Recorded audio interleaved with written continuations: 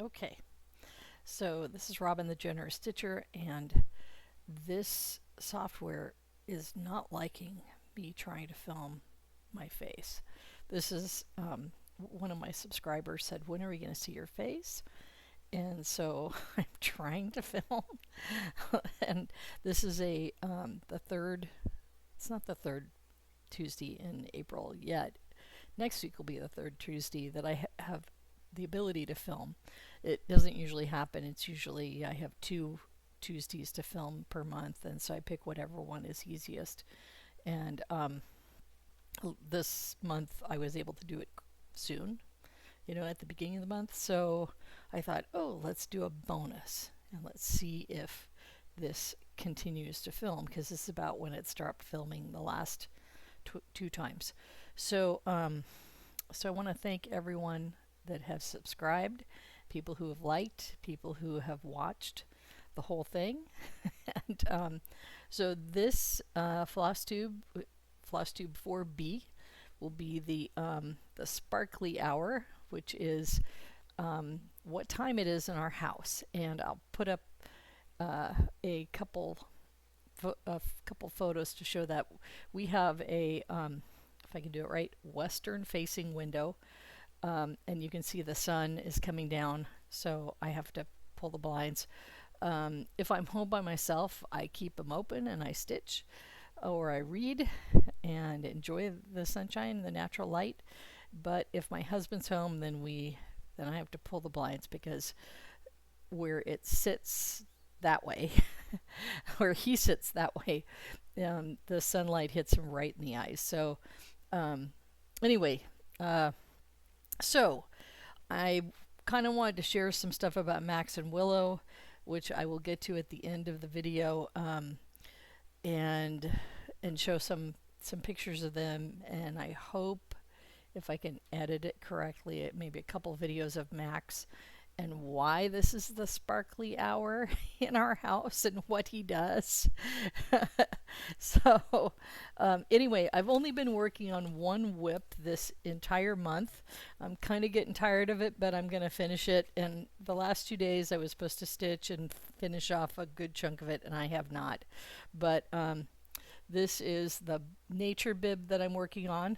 There's the beaver that is finished. Trying to do it so he's not so shadowed. You can see the red alder tree, moving upward. Whoops, I can't make my finger work correctly. Moving upward, which will be over here on the bib. And then here by my other fingers is Mount Hood. And Mount Hood's going pretty quick because it's only 2 colors. So this was Weeks Dye Works, I think. Glacial Melt is the color, and I substituted for a DMC. This is actually a tweeted floss, which I will put my substitutions. Actually, I might put them in a written thing that I'll put up on the screen when I finish this, because I have done a lot of different substitutions, because Weeks Dye Works, if that's the one, let's look at the Forest Hill. So yeah, Weeks Dye Works, beautiful flosses, but not color safe, not for using for a baby bib that's going to get used and washed. Or maybe they'll look at it and want to do what my nephew did or wanted to do, but I told them not to, which was, oh, it's so pretty, we're going to frame it. I'm like, no, you're going to use it because that's why I made it. So anyway, so yeah, so it's going to have Mount Hood over here. Then I'm going to have over here, I'm going to have evergreen branch. And there's a bird that looks a lot like the western meadowlark, which is Oregon state bird, and I'm going to stick it there. So, and then of course I'll have the tree coming up this way. There is a branch on the tree that sticks out toward this end of the bib. I don't know how much of the branch I'm going to get in when I finish stitching it up to the top. So I could, in the forest home, that branch actually has an animal on it, but I'm not sure that I'm going to have enough space at that edge of the bib to stick a bird there. So anyway, uh, so got a little bit of stuff to do yet on this. I will finish this in a week. That's, I mean, I think I will. I'm gonna have more stitching days before the end of the month, even though I haven't done much in the last couple days. So anyway, all right. So uh, curated collections, and I've got everything spread in front of me on the table, so it's going to be a little tricky for me to pull stuff out. And I also wanted to talk about, besides what I've been buying for cross stitch, I kind of wanted to talk about aspirations for crafts that I'd like to do. And so, first of all, I'm going to pull out what came right after I finished filming and editing my last Flosstube, which was this patriotic book to 2024 from Twin Peak Primitives. This was a special, like weekly special on Just Keep Stitching with Pam and Steph, and I don't always get the Twin Peak Primitive things, but I always look at the specials, and I've gotten one or two in the past, and this was I usually get the PDFs, but in this case, since it was a book with a number of patterns in it, I wanted to get the book so I would have all the patterns all in one spot. And so anyway, and this could be something that I could think of doing, because there's some kind of small things in here, and I could do gifts. And if you hear, you probably won't because of the head fit set, but Max, I gave him one of his favorite toys before we started so he could be playing, and he's been running from one end of the house to the other with his little toy and then carrying it with him and stuff. So real cute. All right, so easy. Oh, and the other thing I wanted to show was, let me, trying to get things, once I've shown people things, where I can like put them in a stack, and of course Max is going to jump on that stack and it's going to go flying, and he's going to fly off of it onto the floor. So hopefully he will jump up on a chair so I can warn him off before. So the they sent like little stickers, Happy Mail Carrier, like little stickers talking to the drivers about how much they appreciate them and support their business, and they also had, Happy Mail your Happy Mail has arrived, and I thought that was really cute. So,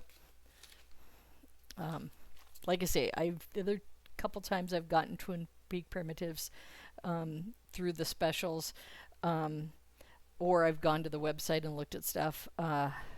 I've just gotten PDFs, so this is the first time I got something physical. All right, so trying to dig down so that I don't have to.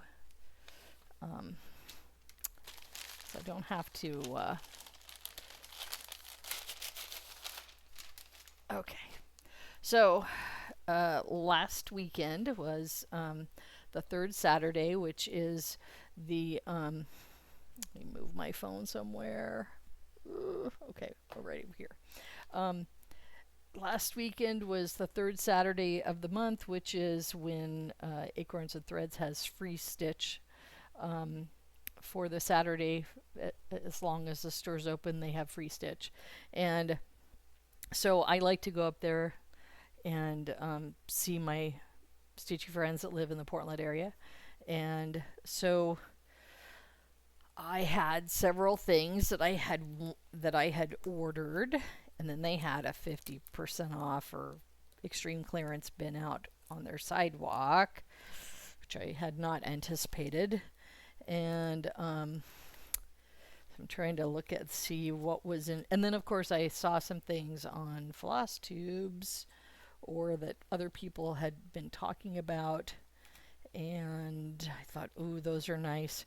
So let me think about what I can show. So Lindy Stitch's Beachcomber.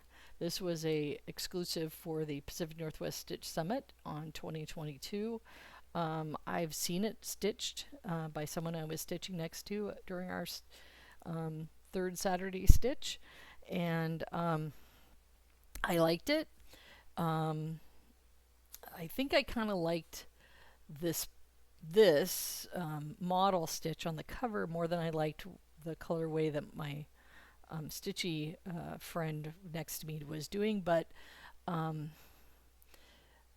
anyway, I liked it, and so I had thought it was in my pre-order, but somehow it was not on the list.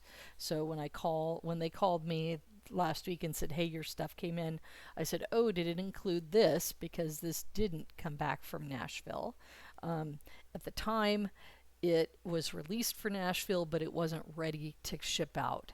So so I knew there was going to be a little wait for it. So it had come to the shop finally. So I said, "Oh, hey, by the way, did Beachcomber come in?" And they were like, "Well, but it's not on your list." And I'm like, "Yeah, but I want it." So they're like, "Oh, yeah, it came in. So we'll put one in there." Okay, enabling. Um, love, I love my shop. And another thing that was on my list was Colors of the Seasons. Sorry if this, I'm trying to tilt it so it's not so glary. And it's not in plastic, it's just a cardstock. So Janet Jabber did this, and I really liked it because it's abstract and it's got a lot of good color in it. So I was like, gee, I want to stitch this someday. So, and this is Carolyn Manning Designs. So that came in, and Janine at the shop, who's the owner, was telling me that there were 2 more things on my list that hadn't come in. And it was weird because she'd put orders in and it had not come in. And so then she was like, well, I've had this problem before. So she put 2 more orders in. So I'm still waiting on 2 things. And then I had got Tales from the Sea, and I was missing number 7. So that had come in. Although when I was looking through my Tales of the Sea like stuff, I only saw that I had 6 instead of 7. So I don't know if number 5 has slipped into the craft dresser and become lost somehow, which is possible. Very possible because it's so crammed full. And this is like a little small card. Oh yeah, this is the lighthouse. Really nice one. So I don't know. I'm kind of afraid to like look for number 5 at the store because I could just buy one. So maybe I'll do some craft dresser cleaning again. I need to clean out a bunch of stuff surrounding me.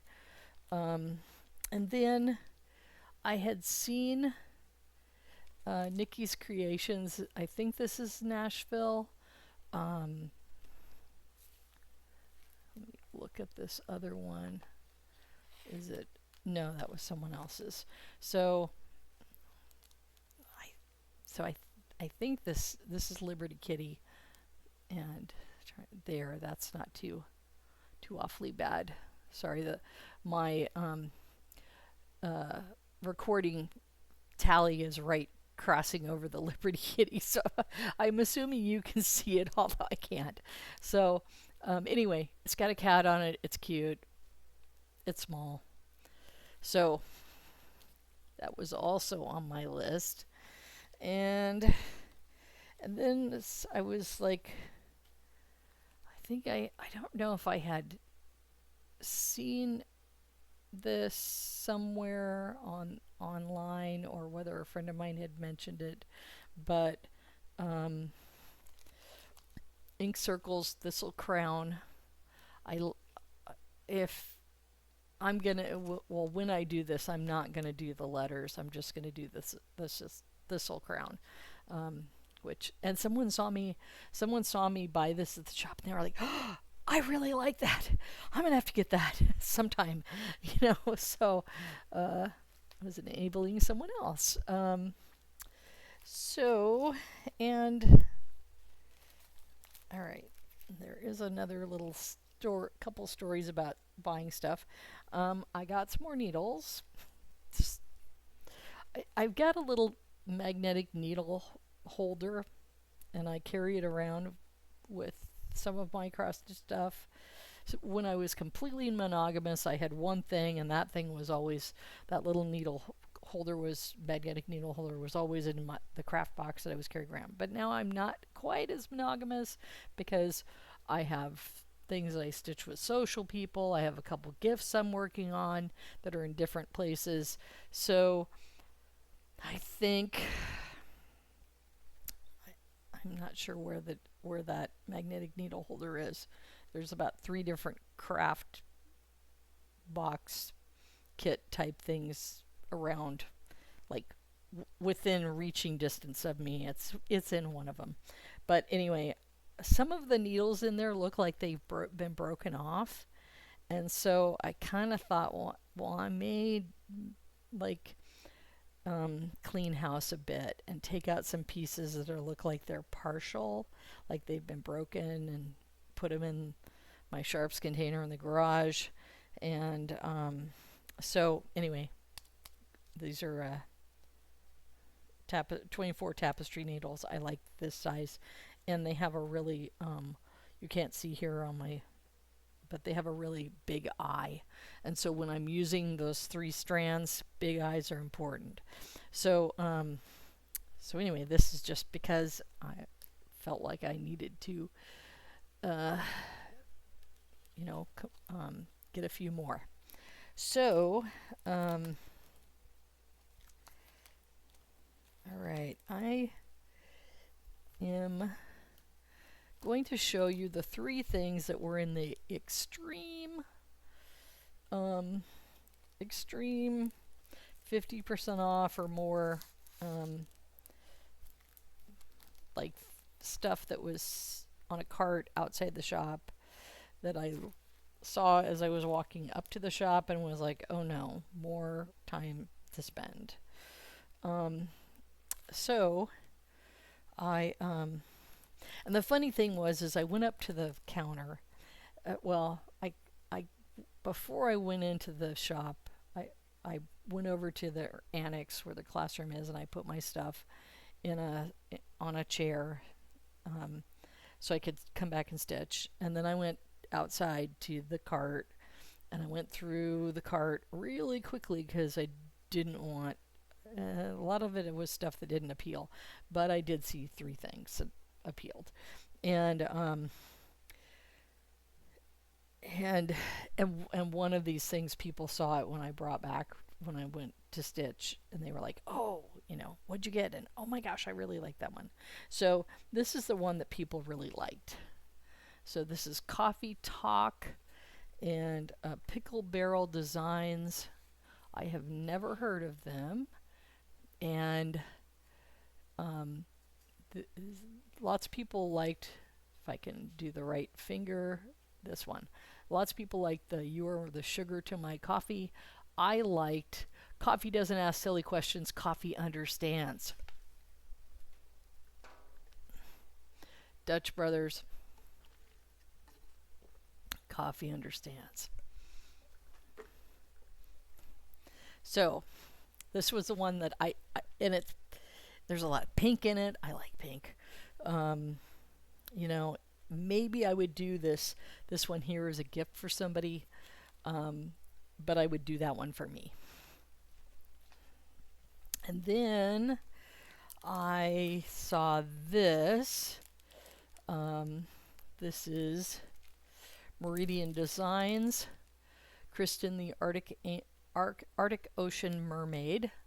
And the reason I got this is because it had belugas on it.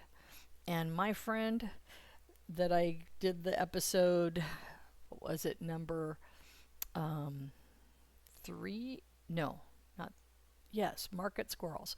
Number three, Flosstube number three. That's when I talked about my friend and she likes squirrels. She also likes belugas. I took her up to the Vancouver, BC aquarium and helped. I think I ended up paying for it. I paid for a beluga experience where she could like work with the trainers to do tricks and then feed them and get splashed by them, and she loved it. It was like, so anyway, so I thought it's got belugas in it, maybe I'll do it for her. Maybe I don't know, maybe even do it before the squirrels. So uh-oh, here comes Willow. Hi, Willow. She's in front. She didn't knock anything over because she's a smart kitty. And then, uh-oh, now the pile's falling. Okay, I may need to, uh-oh. Yeah, let me stop this so I can move the pile. Okay, so Willow got bored. She hopped over to another area. So finally, out of the 50% off extreme sale bin, I got this Hands Across the Sea.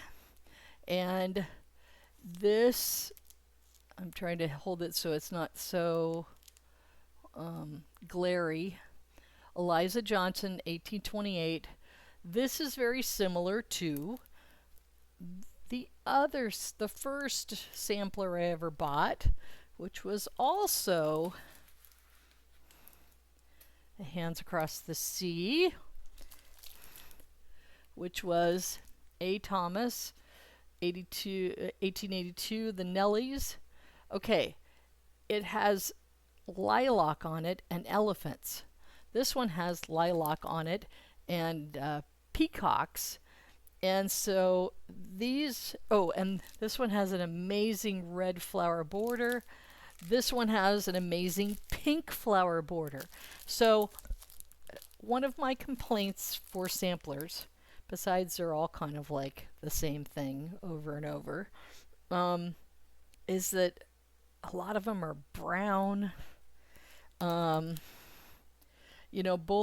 Neither one of these have like letters and numbers on them, because I've stitched letters and numbers when I first started stitching for presents, for putting initials on gifts. I can't remember how much, or the last thing I did with numbers was I put a wedding date on a wedding gift. So I mean, I'll do it if there's a reason, but I don't want to be stitching fonts for like fun. Okay, that's not my idea of fun. And so anyway, both of these are like, it's they're like sisters from another mother. I mean, look at how close they are in terms of there's a lot of similar things in them, and so those are samplers that would appeal to me because they're not as ugly as most samplers appear to me. That is my taste. What you do, what floats your boat for stitching, awesome, because it's gotta float your boat or you're not gonna want to stitch it. And if you love doing these samplers, and I have friends that do them all the time and they do beautiful work. I mean, they hold up the stuff that they've done and it's like the flowers pop, the borders pop, their stitches are precise. Some of them are stitching more prim, and it's just I just don't always want to stitch like that. And but other people do, and that's great, and they should continue to do what brings them joy. And I think these will bring me joy, because they're just different. And there was something, oh yeah, another thing that I really liked is at the very center there's this weird tree, and it has a bird family with parents and baby birds, and I liked that. And Oh, and it's kind of turquoise, kind of blue green. That's different. So, all right. So these are more for me for these are aspirational. I may not get to these until I retire or close to retiring. But this is why I tell my husband that I have not accumulated the stash beyond my life expectancy. But I'm gonna watch it because it may get close. Um, and so what happened is I had gone up to the register. I got my stuff that was waiting for me in my I got the stuff out of the 50% box. I went in the store. I realized I had to go to the restroom, so I asked the staff to hold the 3 items from the 50% off bin at the front. Well, then another staff person forgot, well, who put those up here? And so then I came up and I checked out with the stuff that had been in my box, and they forgot the 3 things that were the 50% offs. So I go back, I go to Stitch and get my stuff out, and I'm thinking, wait a minute, I don't have those 3 things that I was going to buy from the 50% off. So I went back in the store and bought those 3 things. And of course, while I'm sitting there, Frony Ritter Designs, who I don't think I have anything. I've seen a few things by them. So this is Double Hearts, and it's really beautiful in terms of the colors, and it was sitting on a rounder right behind my back at the register. So I'm like, okay, you know, it's not a very it's a small and it's not a very big price. So got that. And so then I went and I stitched most of the day, and I thought, I don't want to go spend more money. I've already spent X number of money. I don't want to spend more money. But it would be okay if I spent more money. It wouldn't break the bank.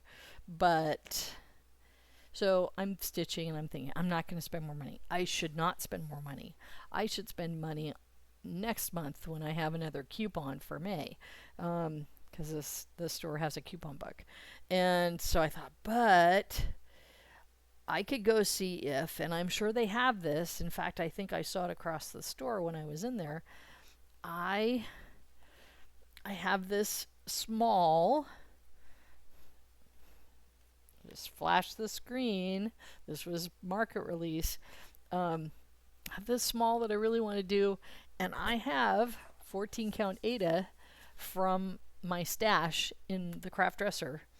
But 14 count Ada with that design will make it a 4x5, and that doesn't seem very small to me. Yeah, it's probably it's a little bit bigger than a index card, but you know, it's and it's about this. Oops, it's about the size of this piece of paper, really.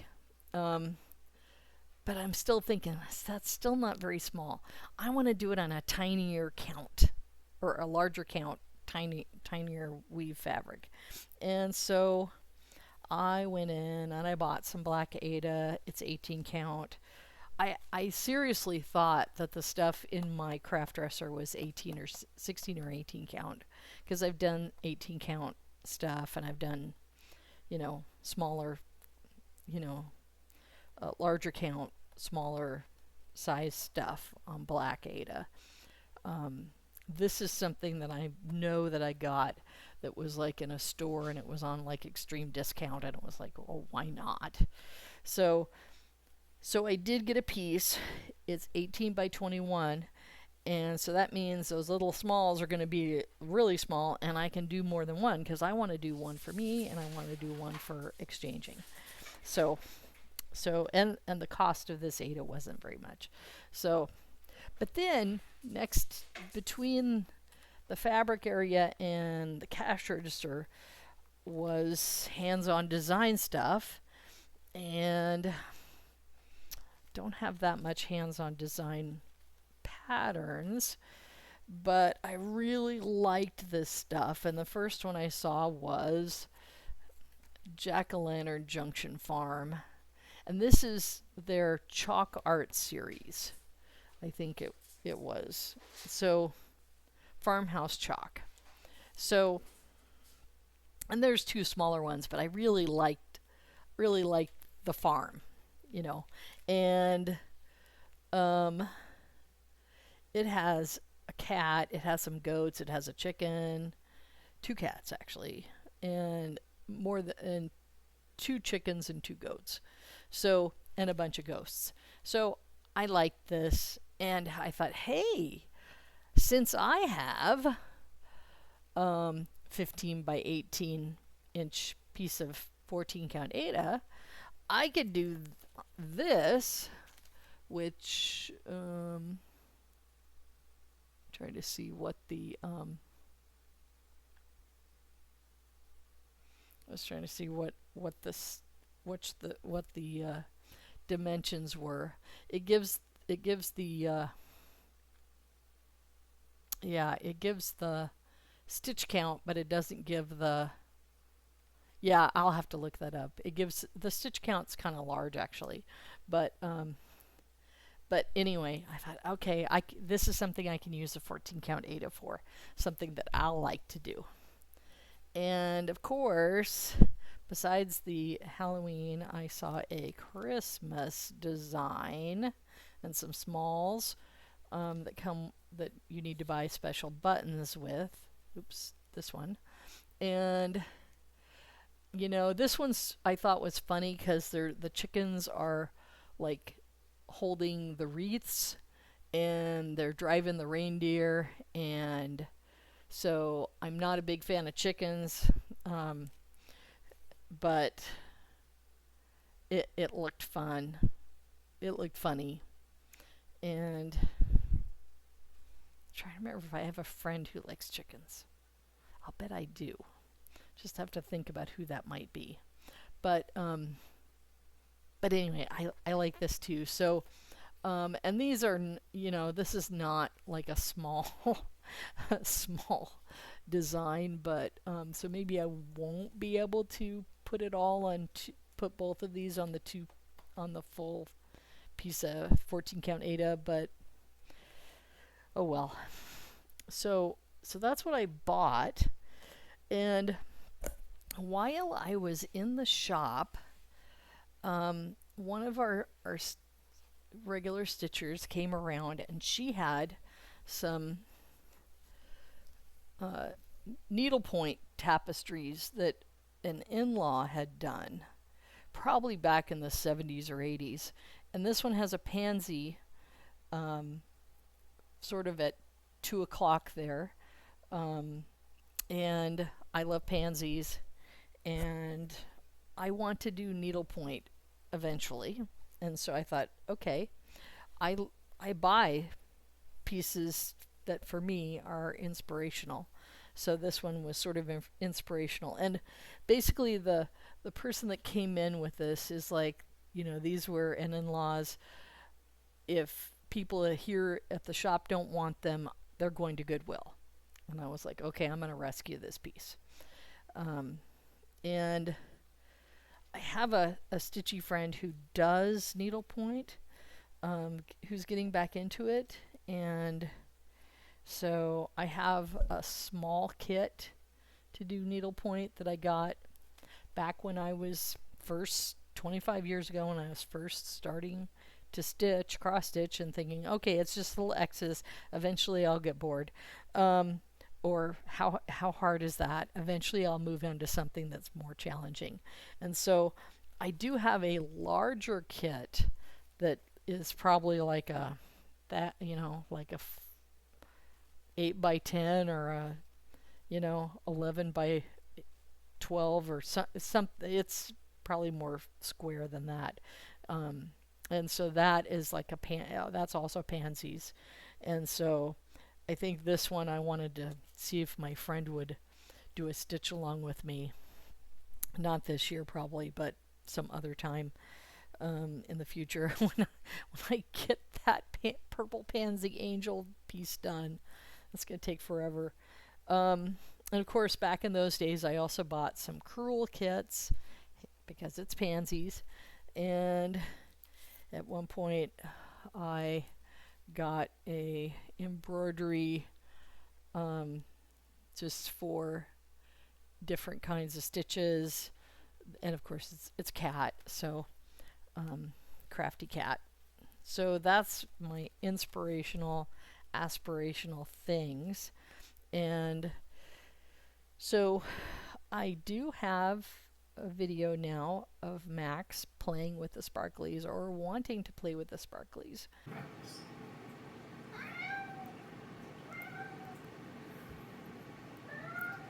Are you filming him? Huh? Are you filming him? Yes, I am filming him.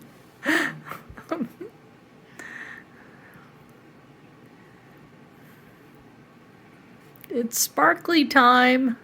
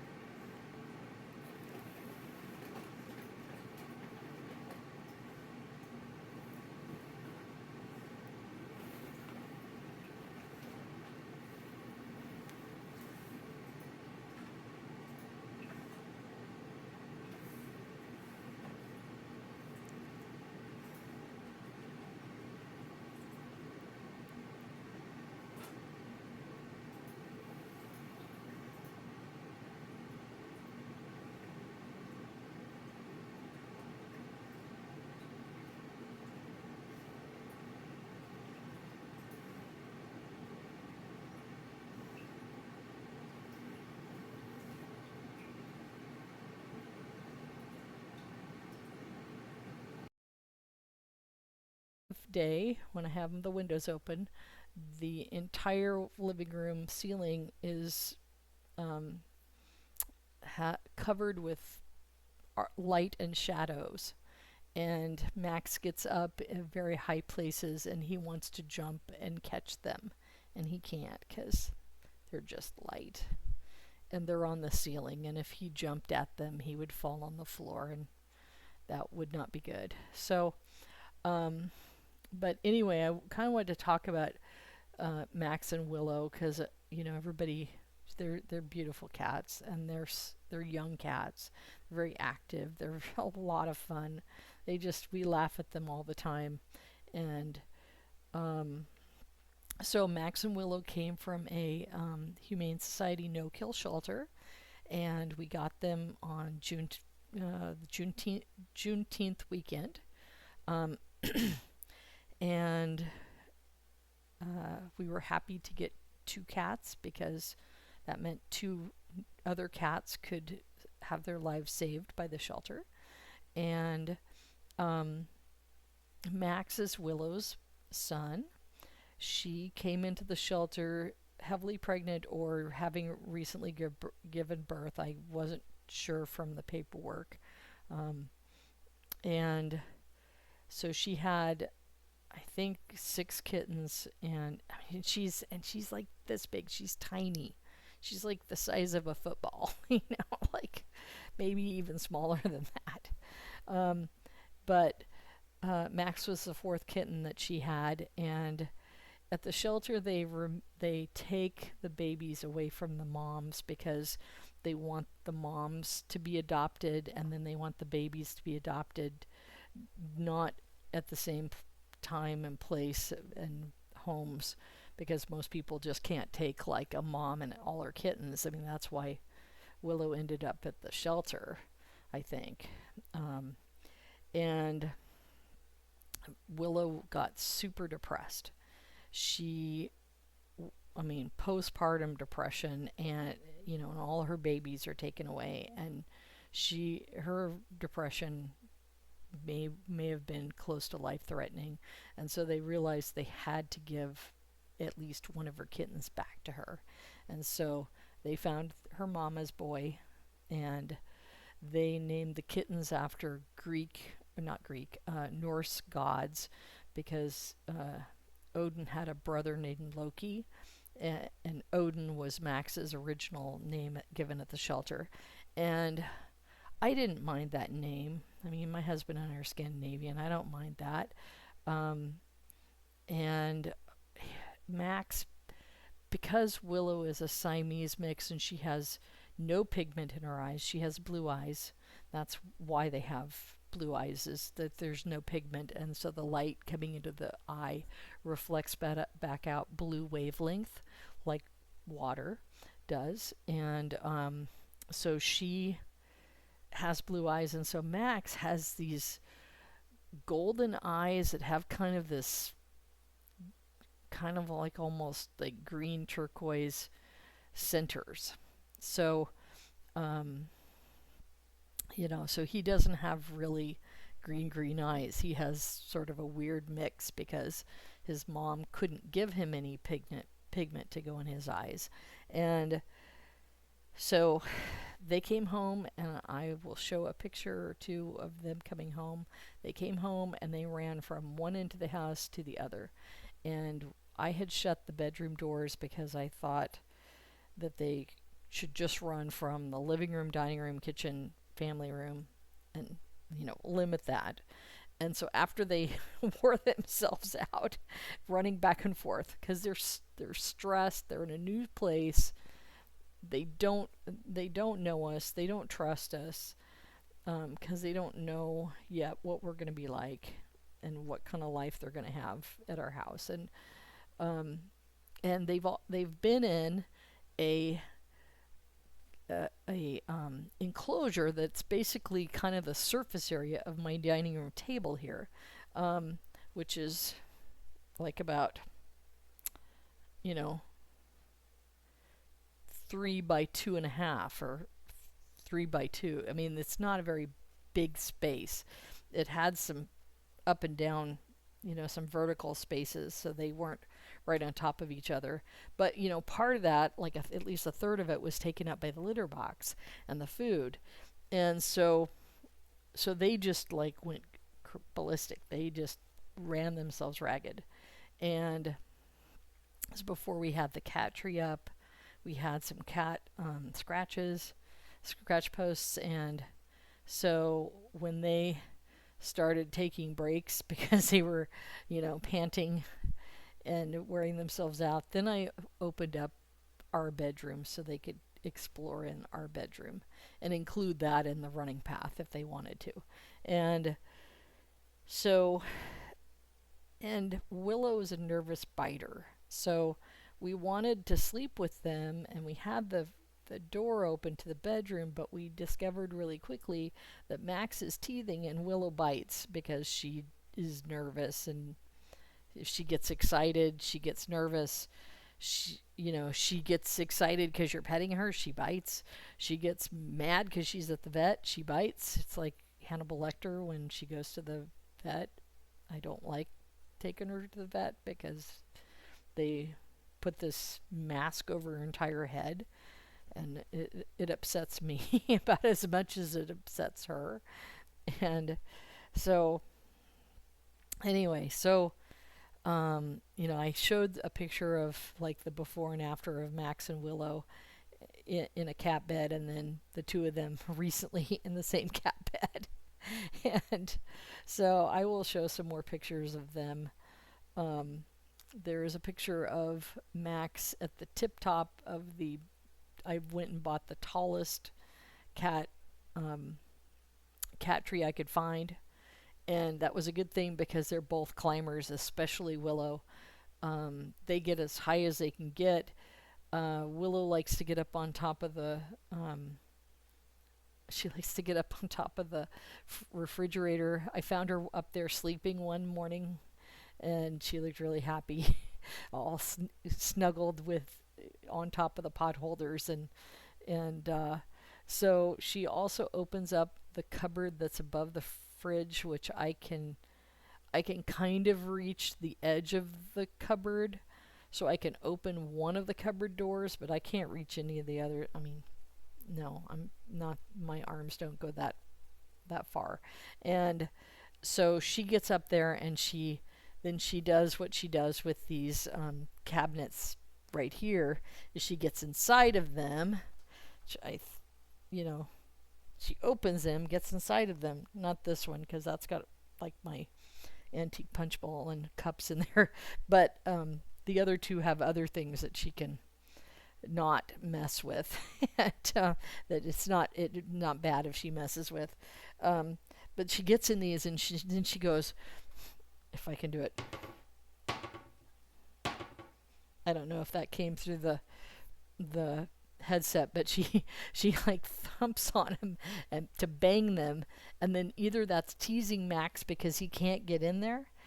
He's not as good as she is at figuring out puzzles, and or to let people know that she is in the cupboard. Ha ha ha. And it's really loud. And a couple weeks ago she did this, and she was in my husband's bathroom, and I was like, is somebody pounding nails next door? Our neighbors are in Arizona. There shouldn't be anybody next door pounding nails. And it went on, and I finally realized, oh, Willow's in the main bathroom in the cupboard banging. And so I have to go basically open the cupboard doors so she can't bang them, and then I let her come out whenever she feels like it. But anyway, so I'm going to put up some pictures of them playing, and then I'm going to show Max trying to catch sparklies if I can. And I haven't looked at those videos that I took, so I'm not sure how much is there. But besides obsessing about sinks, which Willow does, and she trained Max to obsess about sink, although he basically wants to catch the water and bite the water, and although he's slowly learning with the sink that biting the water is not very productive, but if he puts his paw under the water, and I've never seen a cat, I've usually seen cats do this side of their paw and then lick the paw. What he does is he puts the top of his paw, and then he licks the top of the paw. That's his thing. And so he'll get drinks from the sink that way. And so anyway, they're a joy, and we have been having some issues with them, because when they first came to our house, it was the summertime, and they were scratching a lot, and they were coughing, and then they would like throw up, and I thought, well, maybe they're just not used to having as much food available, so maybe they're gorging and then they're throwing up. But it kind of mellowed out or stopped in the fall, and so I thought, well, maybe they're just having allergy issues with the scratching, because they're not scratching like they used to be. And they are complete indoor cats. They've only been outside twice since we got them, and those were accidents. But anyway, so I've thought maybe they have allergies, and it seems now we thought Max has asthma, and asthma is something that Siamese cats are prone to. And so since we noticed Willow coughing and throwing up, we thought maybe she had it. But Max had like a classic asthma attack that looks just like, classic in terms of how he was laying, what he was doing. And I didn't get a video of it at the time, but I took him to the vet and we did a full workup, and his lungs showed signs that he had inflammation in his lungs that was most likely asthma. And and the specialist that we took him to said, well, the last time he had it was in September, now it's January, he's had it again, keep a log, of his symptoms. And so I started doing that, which Max, it's over there somewhere, Max promptly spilled a big cup of water on last week. But, it got drenched, but it's still I could still open it and write stuff in it. So, um, and then in March he had a coughing spell, and the specialist saw him cough, and then she's like, "Well, but this isn't really a classic asthma cough," and so now Max is possibly coming up here. Hi, Max. Oh. So, um, so she thinks maybe he's having food allergies and sensitivities because he's been vomiting, and he did try to vomit up some hair. I think it's his first hairballs because he's only a year old, and he's kind of got mostly short hair, but he has some lengthy hair in certain parts. I'm kind of wondering if he's um, part Maine Coon because it kind of looks like that in certain parts of his body, and he's got little tips on his ears. Um, but So that's what the vet is thinking now, and we put him on a special food this weekend. Although Willow eats everything, so it's kind of like, no, Willow, go away. Eat the good canned food, Willow. To get like, and if I keep her away, redirect her enough, then she's sort of like, gets bored and like, okay, fine, and moves away, and then he can eat his hydrolyzed protein kibble, which is just, it's like, I read the label, I wouldn't want to eat it, but he seems to like it. So the vet says give it about 4 weeks or so, see if the vomiting stops, because he was kind of like, would vomit for part of a week, refuse food for a week, then be okay, then he'd go back to refusing food, then he'd vomit and cough, and then he'd, so I was starting to see this cycle of him, having symptoms, then being normal, and having symptoms. And so he is loving his prescription kibble. So it's like, yay.